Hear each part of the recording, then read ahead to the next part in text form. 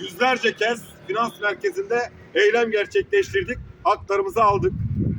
Patronlar işçiler örgütsüz olduğunda haklarına çökebiliyorlar. Ama karşılarına sendikalarıyla çıkıldığında bu haklar alınıyor.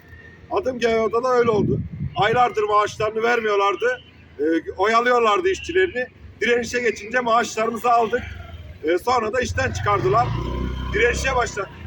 İşten çıkardıklarında direnişe öncülük eden 12 arkadaşa sizlerin tüm haklarınızı, tazminatlarınızı verelim dediler.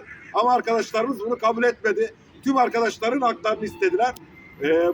Bunu verilmeyince de direnişe başladık.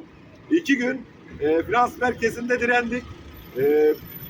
Hem taşeron hem patron yetkilileri, işveren yetkilileri arkadaşlarımızı tehdit etti.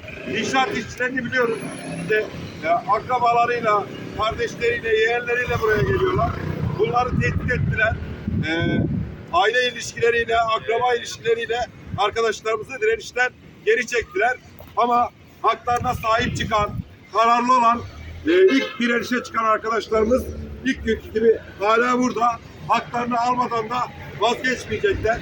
İnşaat işçileri şantiyede ölümle burun buruna çalışıyor. Ölümüne çalışıyor. Ölüm tehditlerinde de korkmaz diyoruz. Bizi baskıyla, zorla, tehditlerle yıldıramazsınız. Eğer bu direnişin bitmesini istiyorsanız arkadaşlarımızın tüm haklarını vereceksiniz. Biz de bu direnişi bitireceğiz. Haklarımız verilmediği takdirde eylemlerimiz farklı biçimlerde devam edecek. Patronların evinden şirketlerin başka şantiyelerine kadar eylemlerimizi geliştireceğiz, uzatacağız.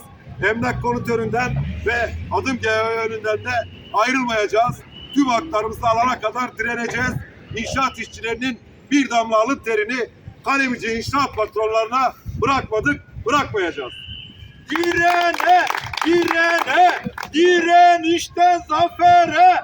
Direne, direne, direnişten zafere. Direne, direne, direnişten zafere.